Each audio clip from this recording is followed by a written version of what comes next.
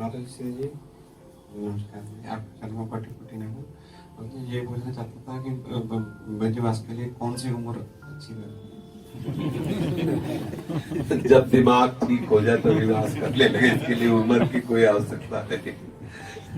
आप बता सकते हो किस उम्र में अच्छा रहेगा, तो हमको थोड़ा इस विषय का नॉलेज है। अच्छा बताना, बच्चा अवस्था तो माँ की गोद में खेलने से चली गई, थोड़ा बड़े हुए तो बच्चों के साथ पढ़ाई लिखाई में चली, जवानी हुई तो दुल्हन का चेहरा देखने में चली गई, बुढ़ापा आया तो नाती पोता परिवार के संभालने। अब बोलो अवस्था कौन सी बची जिसमें ब्रजवास करे? है कोई समय इसमें?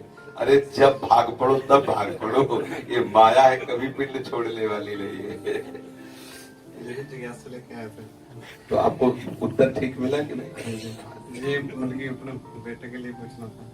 ये अभी जब मेरे को बोल रहा है ब्रजवास करना है। कौन? ये राधिका का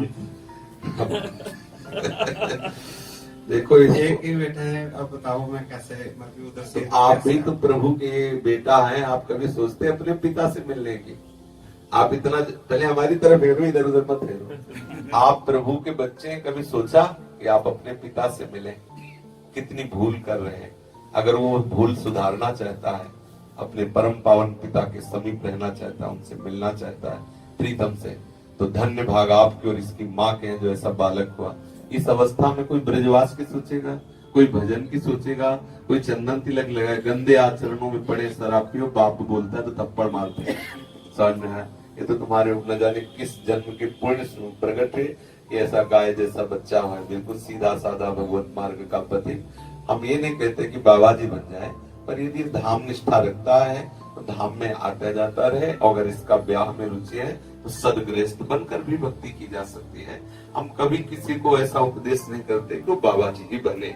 अगर वो बाबा जी बनना चाहता है तो हम प्राणपण से उसका सहयोग करेंगे, और अगर वो गृहस्थ में तनिक भी स्त्री आसक्ति हो, धन संपत्ति आदि के प्रति ममत्व हो, तो गृहस्थ से चले और ठीक मार्ग से चल के भगवत प्राप्ति करे। पर हम चाहेंगे यही जरूर जीव भगवत भजन करते हुए ही अपना जीवन व्यतीत करे, चाहे वो गृहस्थ हो चाहे वो विरक्त हो। अपनी योग्यता के अनुसार दो ही मार्ग भगवान ने बनाए, निवृत्ति या प्रवृत्ति चयन कर लेना चाहिए, उस मार्ग से जाना चाहिए। समझ में आया? इसलिए वो कोई गलती नहीं बात कर रहा है, अगर वो गलती करता तो हम डांट देते। अब हमसे आप अगर निर्णय पूछोगे तो अगर हम कह दें कि ये गलत है तो सबसे बड़े अपराधी हम हैं, क्योंकि हम 13 वर्ष की अवस्था में भागे तो गलती की ना हमने। डॉक्टर तो मैं भी नहीं कह रहा, हाँ। डॉक्टर मैं भी नहीं कह रहा, मैं ये कह रहा हूँ एक है तो हमको मतलब कि कैसे इसको मतलब क्या करना चाहिए इसको। अब इसमें हम बस ये बात पूछ रहा हूँ, अभी मैं सिर्फ एक ही क्वेश्चन है। एक ही है, अगर ये समझ जाओ तो आप मुक्त हो जाओगे। दो में एक बसी हुई है, एक ही है, एक में मुक्त हो जाओ। बढ़िया है, भगवान की कृपा से एक ही जगह राग है, बहुत होते तो बहुत राग फैलता। आप इसको प्रभु को समर्पित कर दो, हे प्रभु जिसमें इसका और मेरा कल्याण हो, आप वैसे मार्ग में चलाना। फिर आप देखते जाओ, आपका और इनका और सारी सृष्टि का भरण पोषण हमारे प्रभु श्री कृष्ण कर रहे हैं। हम केवल इनको अपना माने हुए हैं, प्रभु का सारा जगत है, पूरा संसार है। आप भी उसी जैसे ट्रेन में एक आदमी बैठा था, वो डिब्बे में बार बार दौड़ रहा था। किसी सज्जन ने पूछा, भाई साहब दौड़ क्यों रहे हो? बोले हमको बहुत जल्दी जाना है। बोले ट्रेन चले, तू बैठ जा, ट्रेन चल रही, तेरे दौड़ने से यात्रा थोड़ी होगी। ऐसे ही ये संसार चक्र घूम रहा है, उसी में आपको भी घुमाया जा रहा है। आप व्यर्थ में अपनापन इससे कर लिए, व्यर्थ में शरीर पे अपना एक सीमा में। आज का सत्संग सुना क्या? तो बिना भजन के इतना हाई लेवल का है कि वो बच्चे के लिए समझ में नहीं आएगा, पर फिर भी इतना आप समझ लीजिए कि ये पुत्र आपका नहीं है, भगवान का ये जीव अंश है। आपका पूर्व प्रारब्ध ऐसा था कि संयोग बनकर पुत्र रूप में आया है। यदि ये पुनः भगवान के पास जाना चाहता है तो आप बाधा मत बनना, इसको सहयोग करना कि जितना हो सकता है मैं तेरा सहयोग करूंगा, क्योंकि तू मेरे अंश से प्रकट हुआ है। तो जिसमें तेरा परम कल्याण भगवान ने निश्चित किया, मैं तेरा सहयोग करूंगा। और यदि से स्त्री प्रिय है, धनादि प्रिय है, तो ईमानदारी से ब्याह करके गृहस्थी से चलना चाहिए।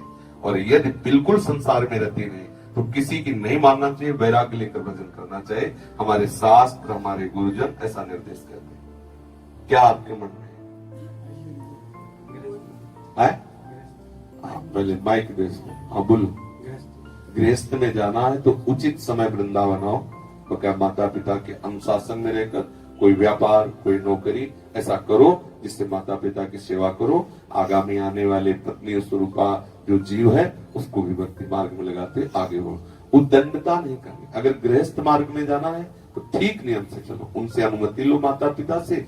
महीने 2 महीने में आए, राधे राधे किया, सत्संग सुना, यूट्यूब आदि से सत्संग सुन लिया, नाम जप किया और सबको प्रसन्न रखो, क्योंकि जो मार्ग है उसके अनुसार चलने पर लाभ मिलेगा। ठीक है।